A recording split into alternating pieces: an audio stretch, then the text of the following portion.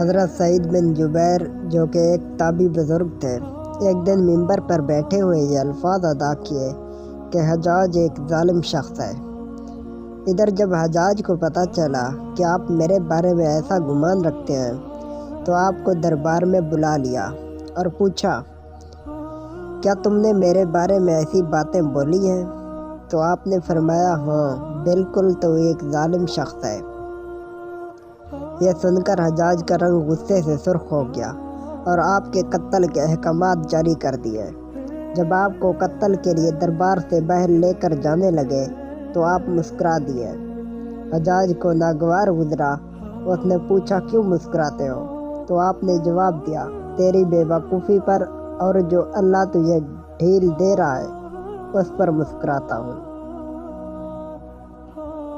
حجاج نے پھر حکم دیا کہ اسے میرے سامنے ذبح کر دو۔ جب خنجر گلے پر رکھا گیا تو آپ نے اپنا رخ قبلہ کی طرف کیا اور یہ جملہ فرمایا، اے اللہ، میرا چہرہ تیری طرف ہے، تیری رضا پر راضی ہوں۔ یہ حجاج نہ موت کا مالک ہے نہ زندگی کا۔ جب حجاج نے یہ سنا تو بولا، اس کا رخ قبلہ کی طرف پھیر دو۔ جب قبلہ سے رخ پھیرا تو آپ نے فرمایا، یا اللہ، رخ جدھر بھی ہو تو ہر جگہ موجود ہے، مشرق مغرب ہر طرف تیری حکمرانی ہے۔ میری دعا ہے کہ میرا قتل اس کا آخری ظلم ہو، میرے بعد اسے کسی پر مسلط نہ فرمانا۔ جب آپ کی زبان سے یہ جملہ ادا ہوا اس کے ساتھ ہی آپ کو قتل کر دیا گیا اور اتنا خون نکلا کہ دربار تر ہو گیا۔ ایک سمجھدار بندہ بولا کہ اتنا خون تب نکلتا ہے جب کوئی خوشی خوشی مسکراتا ہوا اللہ کی رضا پر راضی ہو جاتا ہے۔ حجاج بن یوسف کے نام سے سب واقف ہے۔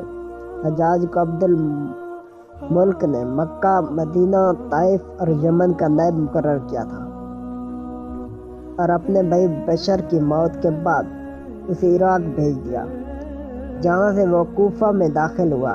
ان علاقوں میں 20 سال تک حجاج کا عمل دخل رہا۔ اس نے کوفے میں بیٹھ کر زبردست فتوحات حاصل کی۔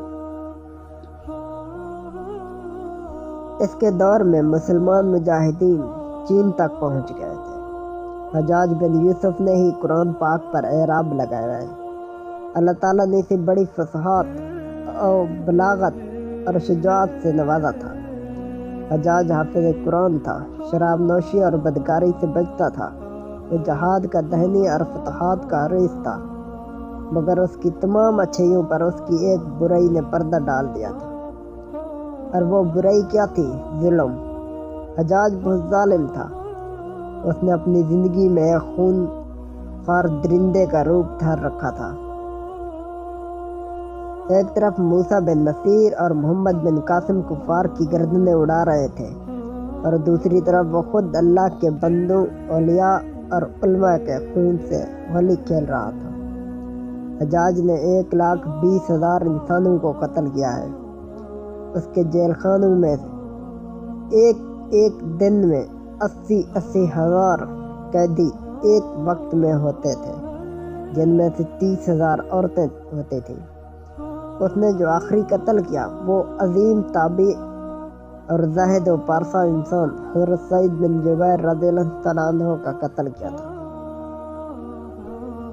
انہیں قتل کرنے کے بعد حجاج پر وحشت سوار ہو گئی۔ وہ نفسیاتی مریض بن گیا تھا۔ حجاج جب بھی سوتا حضرت سعید بن جبیر اس کے خواب میں آ کر اس کا دامن پکڑ کر کہتے کہ اے دشمن خدا، تو نے مجھے کیوں قتل کیا؟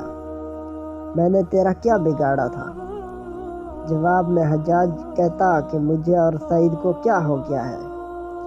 اس کے ساتھ حجاج کو وہ بیماری لگ گئی، زہمریری کہا جاتا ہے جس کو۔ اس میں سخت سردی کلیجے سے اٹھ کر سارے جسم پر چھا جاتی تھی۔ وہ کانپتا تھا۔ آگ سے بھری انگیٹھیاں اس کے پاس لی جاتی تھی اور اس قدر قریب رکھ دی جاتی کہ اس کی کھال جل جاتی تھی، مگر اسے احساس نہیں ہوتا تھا۔ حکیموں کو دکھانے پر انہوں نے بتایا کہ پیٹ میں سرطان ہے۔ ایک طبیب نے گوشت کا ٹکڑا لیا اور اسے دھاگے کے ساتھ باندھ کر حجاج کے حلق میں اتار دیا تھا۔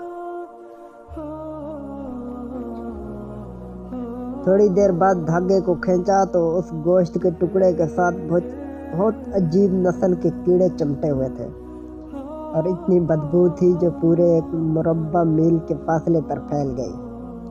درباری اٹھ کر بھاگ گئے، حکیم بھی بھاگنے لگا۔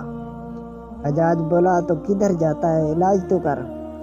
حکیم بولا تیری بیماری زمینی نہیں آسمانی ہے، اللہ سے پناہ مانگ۔ حجاج جب مادی تدبیروں سے مایوس ہو گیا تو اس نے حضرت حسن بصری رحمۃ اللہ علیہ کو بلوایا اور اس نے دعا کی، درخواست کی۔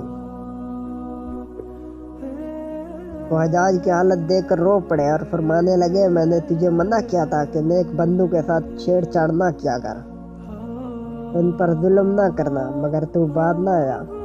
آج حجاج عبرت کا سبب بنا ہوا تھا۔ وہ اندر بحر سے جل رہا تھا، وہ اندر سے ٹوٹ پھوٹ چکا تھا۔ حضرت بن جبیر رضی اللہ تعالیٰ عنہ کی وفات کے 40 دن بعد ہی حجاج کی بھی موت ہو گئی تھی۔ جب دیکھا کہ بچنے کا امکان نہیں تو قریبی عزیزوں کو بلوایا، جو بڑی کراہت کے ساتھ حجاج کے پاس آئے۔ وہ بولا میں مر جاؤں تو جنازہ رات کو پڑھانا اور صبح ہو تو میری قبر کا نشان بھی مٹا دینا، کیونکہ لوگ مجھے مرنے کے بعد قبر میں بھی نہیں چھوڑیں گے۔ اگلے دن حجاج کا پیٹ پھٹ گیا اور اس کی موت واقع ہوئی۔ اللہ ظالم کی رسی دراز ضرور کرتا ہے، لیکن جب ظالم سے حساب لیتا ہے تو فرشتے بھی خشیت الہی سے کانپتے ہیں، عرش ہل جاتا ہے۔ اللہ ظالموں کے ظلم سے ہم سب کو محفوظ رکھے، آمین۔